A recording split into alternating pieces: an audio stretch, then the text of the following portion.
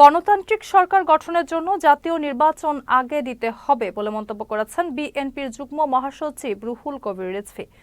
শনিবার সকালে কুমিল্লার মেঘনা উপজেলা বিএনপির দ্বিবার্ষিক সম্মেলনে প্রধান অতিথির বক্তব্যে তিনি একথা বলেন। উপজেলার মানিকাচর LA উচ্চ বিদ্যালয় মাঠে এ সম্মেলনের আয়োজন করা হয়।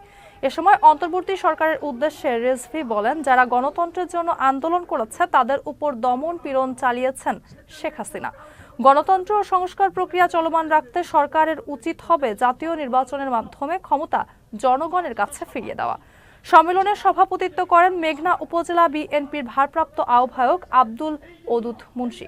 জনগণের কাছে জনগণের ক্ষমতা ফিরিয়ে দিয়ে অবাধ সুষ্ঠু নির্বাচনের দায়িত্ব পালন করা হচ্ছে মানে ডক্টর ইউনূস সাহেবের সরকারের প্রধান দায়িত্ব।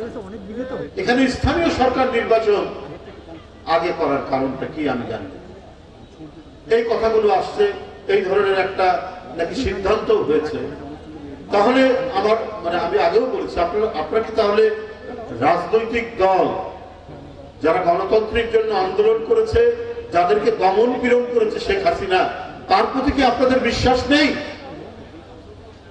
কারণ প্রথমে দায়িত্ব হচ্ছে যে সরকার গঠন করা, গণতান্ত্রিক সরকার গঠন করা।